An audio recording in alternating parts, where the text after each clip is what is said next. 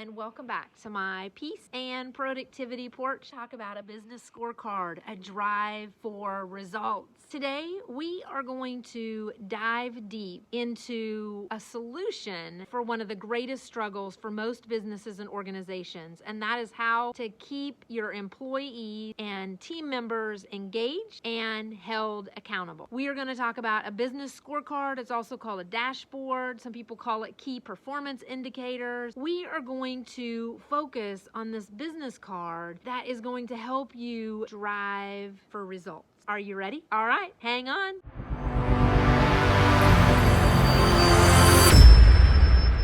All right, here we go. Let's dive deep into business scorecards, a drive for results. If you are a very creative person and you're thinking, numbers, I hate numbers, I want you to step back. I want you to take a deep breath. You can make this process as fun and as exciting and as pretty as you want it to be. This means you can transform a wall on your office if you want and do it in chalkboard or write this out in, 14 different colors if you want. Really be able to make it your own. You can also use a spreadsheet. You can put it on Google Drive so everybody on your team can see it and add numbers to it. So really, there's no wrong or right way of doing a business scorecard as long as you're including these 4 strategic areas of your business on your scorecard. Is just a way for you to look at a small amount of numbers that are really going to drive your business to the next level. Think about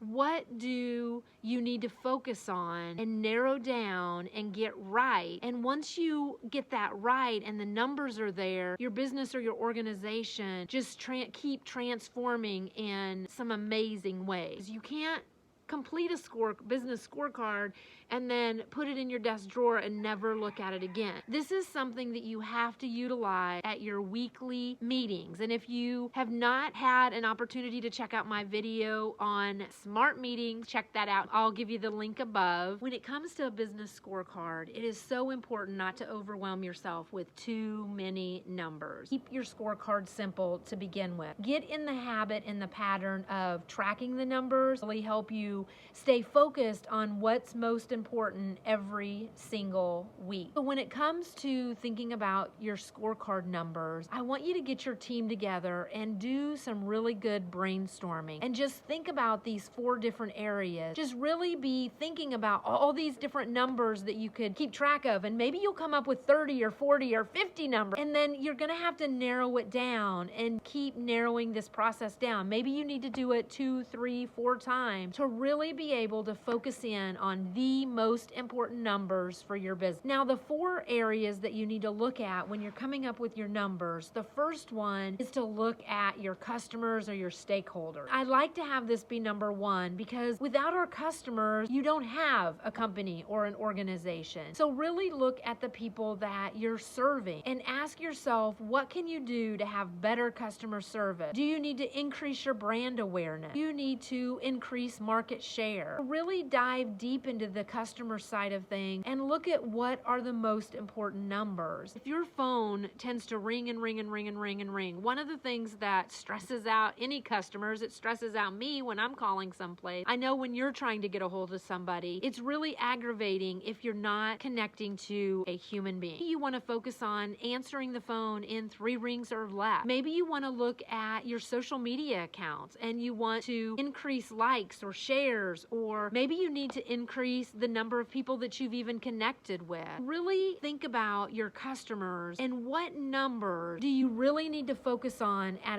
an entire organization and improve. The second area to focus on is the internal processes. What do you need to streamline operations or boost efficiency or quality? And really look at what do you need to focus in on when it comes to internal processes with your organization. If you have 5 different salesmen and all the 5 salesmen are doing something different, how can you streamline the operations? And As you can tell on something like that, that could have an effect on your customer service as well. Because if you are getting in that habit of continuity and you're doing things the same way every single time, you're going to be able to develop processes that fit you specifically and your organization.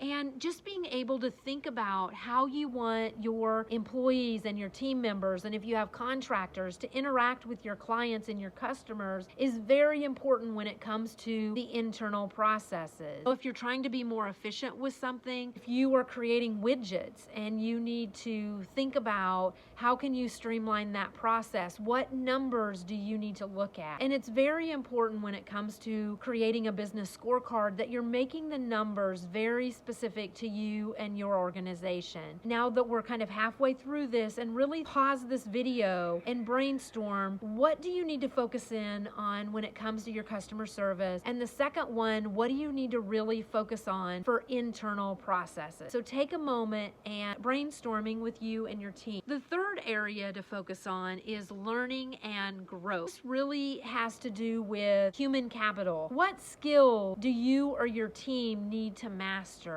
Do you need to get the culture of your organization right? Or maybe it has to do with information and technology. So when it comes to learning and growth, what do you need to focus in on with your organization and your team to be able to really dive deep? And when you think about learning and growth, this is so important, and again, triggers back to affecting your internal processes. It affects your customer service or your stakeholders. A lot of times when you look at technology, we only know 10% of a technology's capability. Really dive deep. What do you and your team members really need to learn and grow? How can you track those numbers when it comes to that area of your business? Take a minute to really brainstorm what are all the things that you could track when it comes to numbers to be able to learn and grow. The last area is a lot of times what most people put at the beginning of the list. I put it at the end of the list only because sometimes we can get caught up with money that we fail to focus on the customers, the learning, the growing, the internal processes. And all three of those have such a huge effect on your bottom line. When it comes to your financial, or if you're a nonprofit, this could be your stewardship area. You're looking at revenue, profit. If you're stewardship, you might be looking at donations, profit margins, your revenue channels. This really gets you to think about, do you need to expand into other revenue channels? I always like to have a three-legged stool. How are you bringing money into the organization? And whether you're a nonprofit or not, you cannot survive without the needed money. So would look at return on investment, your cost efficiencies. How can you take the money that you've been given and be a better steward with that money? Like, if nothing else happens, these 3 to 4 things, when you get these numbers right, is what's going to transform